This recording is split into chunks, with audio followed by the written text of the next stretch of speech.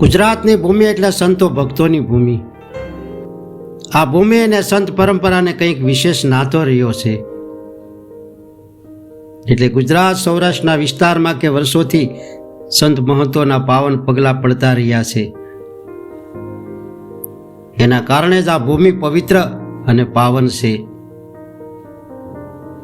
તો એવી પવિત્ર ભૂમિમાં પગલાં પાડીને જે મહાપુરુષો ગયા, તેમાંથી એક મહાન ભક્તને આપણે આજ યાદ કરીએ. તો એ ભક્ત છે ભક્ત શ્રી ભોજરામ બાપા. તો કહેવાય છે કે જ્યારે ભોજરામ બાપાનું કુટુંબ કે દેવકી ગાલોલ ગામે રહેતું હતું, ત્યારે કે ભોજરામ બાપાને શિવ દર્શન કરવાનું બાપાને નિયમ હતું. એટલે ભોજરામ બાપા કે દરરોજ ગાલોળિયા નદીને સામે કાંઠે શિવ મંદિર આવેલું હતું. ત્યાં વહેલી સવારે રોજ શિવ પૂજા કરવા માટે જતા. એમાં કે એક દિવસ ચોમાસાનું ટાણું અને અંધારી રાત હતી, અને એમાં કે ગડગડ કરતી આકાશમાં કે વાદળી સડી અને એ ગાંડીતુર બની અને એ વાદળી કે વરસી પડી. પણ કે એવી વરસી કે નદીઓને નાળા સલકાવી દીધા. એમાં ગાલોળિયા નદી સૂપ થઈને કેમ રહી શકે? એ નદી પણ ગાંડીતુર બની ને બે કાંઠા કે વહેવા લાગી. તેથી ગામ લોકોએ પૂરને જોવા માટે એવી માનવ મેદની કે એ નદીના કાંઠે સૌ પૂર જોવા માટે ઉમટ્યા. કેમ કે વહેલી સવાર હતી અને ખળખળ વહેતીના એ નદીનો અવાજ આવતો હતો. પક્ષીઓનો મીઠો મધુર એવો અવાજ સંભળાતો હતો. એટલે ગામ લોકો સૌ એવા આનંદિત થઈ અને ઊભા હતા. એમાં કે બરાબર એ ટાણે કે ભોજરામ બાપા એ નદીને કાંઠે આવ્યા. એટલે તેમને જોઈને ગામ લોકો કહેવા લાગ્યા કે આવો આવો ભગત, તમે પણ અત્યારમાં પૂર જોવા માટે આવ્યા છો ને, આવો આવો. ત્યારે ભોજરામ બાપા કહે છે કે વાલા, હું પૂર જોવા માટે નથી આવ્યો, હું તો આ પૂરમાં ઉતરવા માટે આવ્યો છું. કેમ કે સામે કાંઠે ઓલું પેલું શિવ મંદિર દેખાય છે ને, એ મંદિરે મારે શિવ પૂજા કરવા જવું છે, એટલે હું આવ્યો છું. એમ કહીને ભોજરામ બાપા એ નદીના ધસમસતા પૂરમાં પગ મૂકે છે અને હર હર મહાદેવનો કે નાદ કરે છે. કારણ કે એ જાણતા હતા કે એક પગના બે નિશાન છે. એક શિવાલય તરફ જાય છે તો બીજો મદિરાલય તરફ. એક ઈશ તરફ જાય છે તો બીજો વિષ તરફ. એક અનંત તરફ જાય છે તો બીજો અંત તરફ. એક સ્વર્ગ તરફ જાય છે તો બીજો નરક તરફ. એક ધર્મ તરફ જાય છે તો બીજો અધર્મ તરફ. તો આમાં મારા પગ તો શિવાલય તરફ એટલે કે ઈશ તરફ જાય છે. એટલે અનંત બ્રહ્માંડની શક્તિ ભગવાન શિવજીના માં સમાણી છે, તેમના શરણે જાય છે. તો આમાં મને ભય શેનો? એમ વિચારે કે ભોજરામ બાપા એ નદીના પૂરમાં પગ મૂકે છે. ત્યાં કાંઠે ઉભેલા ગામ લોકો ભોજરામ બાપાને સમજાવે છે અને કહે છે કે ભગત, આ તમે શું કરો છો? આવા ધસમસતા પ્રવાહમાં તમે સામે કાંઠે કેમ કરીને જશો? આ પૂર તમને આગળ ચાલવા જવા નહીં દે. તમે જુઓ તો ખરા, પગ મૂકતા જ આ પાણી તમારા પગને તાણવા લાગ્યું. એટલે ભગત, તમારે શિવ પૂજા કરવાનું વર્ત છે, પણ તમે કાલે જઈ અને પૂજા કરી આવજો. આજે તમે ઘરે માનસિક પૂજા કરી લ્યો, કેમ કે ભગવાન શિવ તો અંતર્યામી છે, એટલે તમારી પૂજા શિવજી સ્વીકારી લેશે. એટલે આજે ભગત તમે જવાનું બંધ રાખો તો સારું. પણ બોજલરામ બાપાને કે શિવ દર્શનની તાલાવેલી લાગેલી છે, એટલે તેમને કોઈની વાત માની નહીં અને એ નિર્ભય બની અને નદીના એ ધસમસતા પ્રવાહમાં બોજલરામ બાપા કૂદી પડ્યા અને નદીમાં આગળ ને આગળ ચાલતા જાય છે. અને ગામ લોકો કે બોજલરામ બાપાને સાથ પાડીને કહે છે કે ભગત હજી પાછા વળી જાઓ, આ નદી તમને આગળ ચાલવા નહીં દે, એમ સૌ બોલતા જાય છે.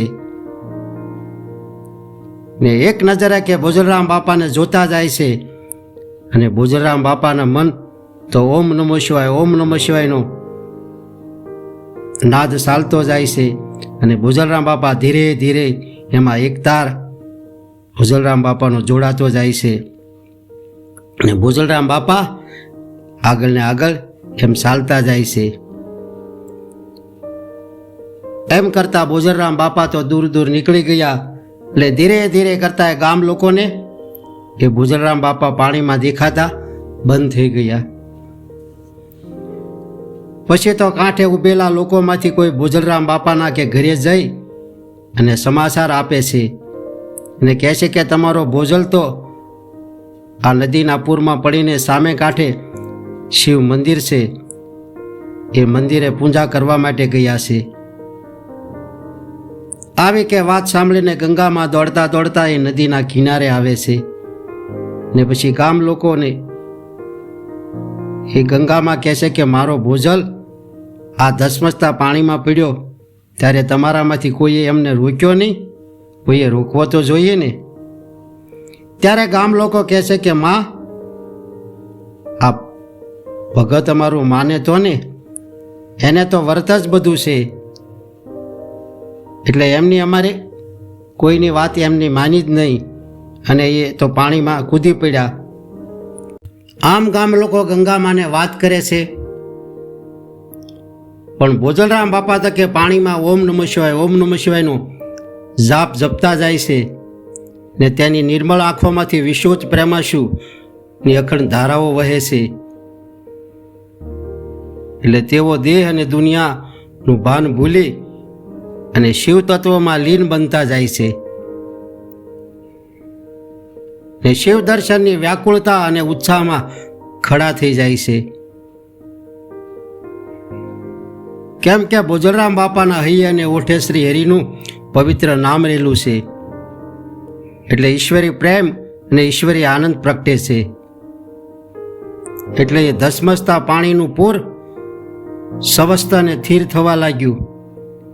પછી તો બોજલરામ બાપા એ સ્વસ્થ અને સ્થિર પાણીમાં અને પોતાના સ્થિર હૃદયમાં પરમાત્માના દર્શન સ્પષ્ટ રીતે એમને થાય છે. કારણ કે બોજલરામ બાપા ખાલી પાણીમાં નહીં પણ કે પરમાત્માના વીરના પૂરમાં હતા. એટલે અનંત કોટી બ્રહ્માંડનો નાથ કે વીરના પૂરમાં એ તણાઈને પોતે પણ એ ભક્તને મળવા માટે એવા વ્યાકુળ બનીને વિના વિલંબે તે દોડતા આવે છે. એટલે બોજલરામ બાપાને એક ધસમસતું પાણીનું પૂર ન ડૂબાડી શક્યું કે ન તેને મૃત્યુ પણ સ્પર્શ કરી શક્યું. કેમ કે ત્યારે બોજલરામ બાપાના સંગે ભગવાન પોતે શિવજી હતા અને એમના રંગમાં બોજલરામ બાપા રંગાયેલા હતા. એટલે બોજલરામ બાપાએ કે પાણીના પૂરમાંથી સહજતાથી પહેલે પાર પહોંચી ગયા અને શિવ પૂજા કરીને બોજલરામ બાપા કે પાછા ફર્યા અને જ્યાં નદીના કાંઠે કે ગામ લોકો ને ગંગામાં બેઠા હતા ત્યાં પાછા આવ્યા અને બે હાથ જોડી ગામ લોકોને હર હર મહાદેવ કહે છે અને ગંગા માના કે પગમાં પડી અને માને નમસ્કાર કરે છે પછી તો બોજલરામ બાપાને કે માં ગંગામાં હૃદય લગાડે છે અને બોજલરામ બાપાના માથા પર હાથ ફેરવતા કહે છે કે બેટા તું ક્યાં ગયો હતો? એમ કહીને કે માની આંખમાંથી પ્રેમના આંસુ ઉભરાઈ આવે છે અને બોજલરામ બાપાને કહે છે કે બેટા તો આ ધસમસતા પાણીના પૂરમાં પડી અને શિવ પૂજા કરવા ગયો એમ આ ગામ લોકો કહે છે, તો બેટા તું કઈ રીતે ગયો અને આ પૂરમાંથી તું કઈ રીતે આવી શક્યો?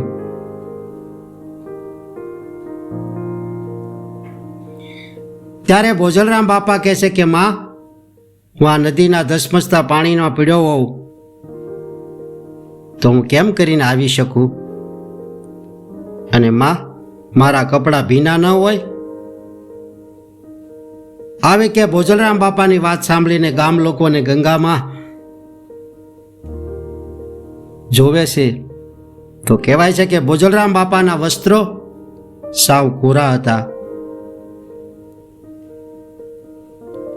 અને બોજલરામ બાપાએ જે લલાટમાં તિલક કરેલું હતું એ તિલક પણ એમને એમ કોરું હતું અને હાથમાં શિવ પૂજા કરી તેમના પુરાવા રૂપે શિવલિંગ ઉપરથી ચડાવેલા બીલીપત્ર અને ફૂલો હતા. કારણ કે ગામ લોકો આંખે નમસ્કાર કરે એ માટે લાવ્યા હતા. આવો કે બોજલરામ બાપાનું આ ચમત્કાર જોઈને ગામ લોકો એવા અવાક થઈ ગયા. પછી તો બોજલરામ બાપાની કે શિવ ભક્તિને શિવ પૂજા જોઈને ગામ લોકો બોજલરામ બાપાનો જય જયકાર કરવા લાગ્યા અને કહેવા લાગ્યા કે જેનું વર્ત સાસુ તેની સાથે હરી કરે વાતું. કેમ કે જેમને ભગવાન ઉપર વિશ્વાસ હોય તેમનો વાળ પણ વાંકો થતો નથી. કારણ કે જે સત્યના માર્ગ પર ચાલે છે તેમના જીવનમાં મુશ્કેલી તો જરૂર આવે છે પણ ભગવાન તેમની જીવનરૂપી નાવને ક્યારે ડૂબવા નથી દેતા. એટલે વાલા ઘડીએ ઘડીએ ઈશ્વરને કરીએ યાદ તો ન કરવી પડે તેમના દરબારમાં દુઃખની ફરિયાદ. આવો બોજલરામ બાપા કે ગામ લોકોને સમજાવે છે. કેમ કે બોજલરામ બાપાને પ્રભુ ઉપર ભરોસો હતો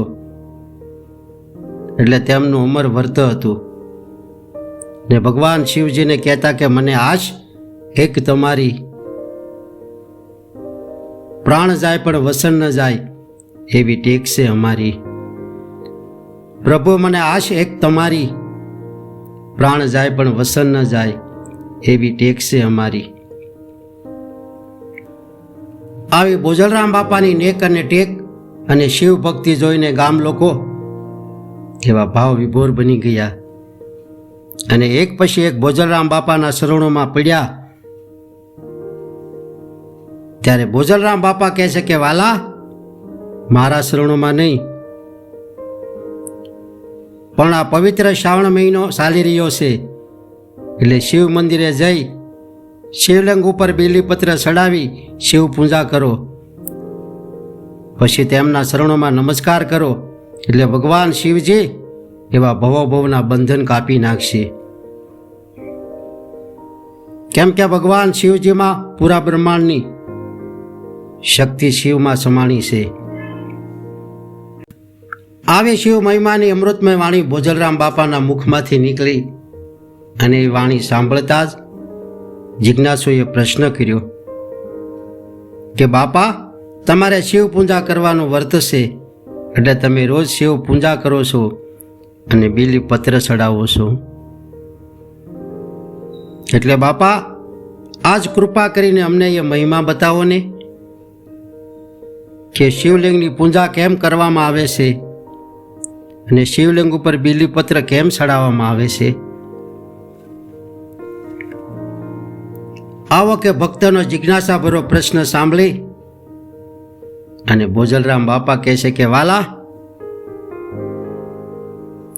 પુરાણોમાં કહ્યું છે એ અનુસાર હું તમને બતાવું છું કે સમગ્ર વિશ્વ નાદ અને બિંદુ સ્વરૂપ છે. નાદ એ શિવ છે અને બિંદુ એ શક્તિ છે. આ જગત શિવ અને શક્તિ સ્વરૂપ છે. નાદ રૂપ શિવજી જગતના પિતા છે અને બિંદુ રૂપ પાર્વતીજી જગતના માતા છે. અને આ બંનેનું સંયુક્ત રૂપ જ શિવલિંગ કહેવાય છે. એટલે શિવલિંગ પૂજા ખાલી આ ભારત ભૂમિની નહીં, આખા બ્રહ્માંડની મૂળ પૂજા શિવલિંગ પૂજા છે. કારણ કે શિવજી આપણા જગતનું મૂળ છે. એટલે શિવલિંગ પૂજા